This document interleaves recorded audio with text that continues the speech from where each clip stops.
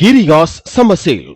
Buy any AC and get free 2 nights, 3 days holiday package.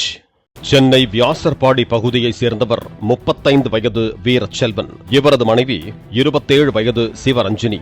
இவர்களுக்கு 6 வயதில் கிருஷ்ணன் என்ற மகனும் 9 மாதத்தில் மித்ரன் என்ற மகனும் உள்ளனர்.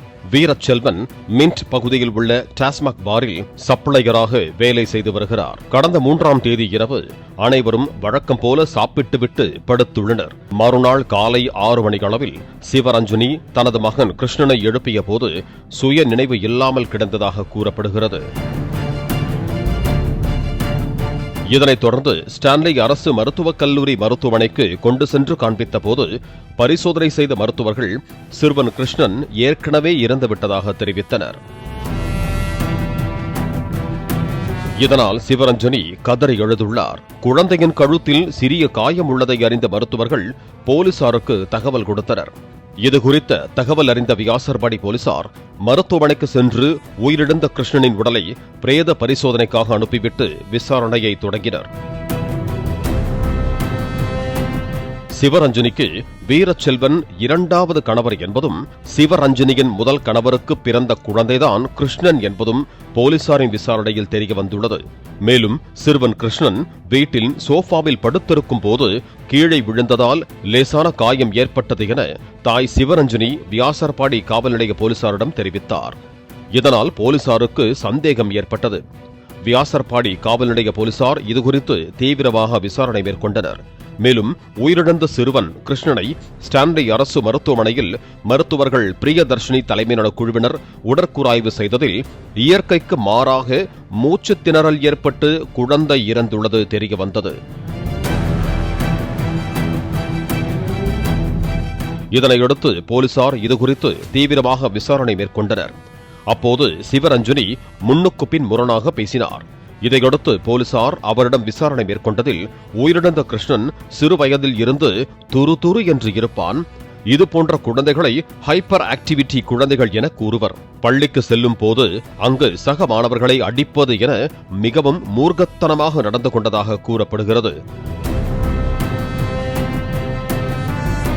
இதனால் சிறுவனை பள்ளிக்கு அனுப்புவதை நிறுத்திவிட்டதாகவும் தாய் சிவரஞ்சனி கூறியுள்ளார்.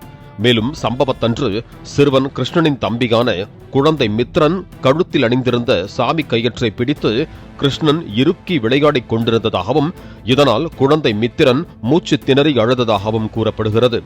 உடனே வீட்டுக்குள் வந்த அவரது தாயார் சிவரஞ்சனி கழுத்தை இறுக்கி விளையாடினால் என்ன ஆகும் தெரியுமா என கேட்டு அருகில் இருந்த சுடிதார் துப்பட்டாவால் கிருஷ்ணனின் கழுத்தை இறுக்கி உள்ளார். இதில் கிருஷ்ணன் மயக்கம் போட்டு விழுந்துள்ளார். இதனைத் தொடர்ந்துதான் இப்படி நேர்ந்ததாக சிவரஞ்சனி வாக்குமூலம் அளித்துள்ளார். இதுகுறித்து சிவரஞ்சனி மேலும் கூறும்போது, வேண்டும் என்றே எனது குழந்தையை கொலை செய்யவில்லை, மற்றவர்களின் வலி அவனுக்கு தெரிய வேண்டும் என்பதற்காக அப்படி செய்தேன். அதுவும் தூங்கிக் கொண்டிருக்கிறான் என நினைத்து விட்டேன். காலையில் எழுந்திருக்கவில்லை என சந்தேகம் அடைந்துத்தான் மருத்துவமனைக்கு அழைத்து வந்தோம். இப்படி ஆகிவிட்டது என வாக்குமூலம் அளித்ததாகவும் கூறப்படுகிறது. ஏம்மா, குழந்தைக்கும் உனக்கும் வித்தியாசம் இல்லையா? அவன் விளையாடினா அதனை கண்டிப்பதற்காக கழுத்தை நிறுத்தி கொலை செய்துவிட்டு அதை நியாயப்படுத்த பாக்குறியா?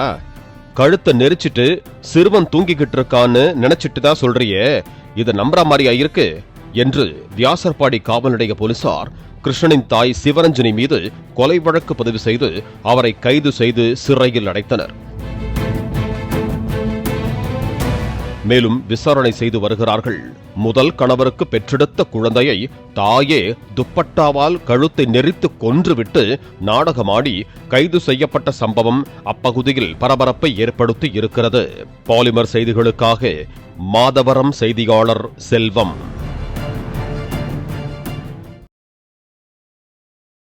Giriya's Summer Sale. Buy any AC and get free 2 nights, 3 days holiday package. Play store மற்றும் ஆப் ஸ்டோரில் இருந்து பாலிமர் செயலியை QR கோடு மூலம் பதிவிறக்கம் செய்யுங்கள். செய்திகளை உடனுக்குடன் பெறுங்கள்.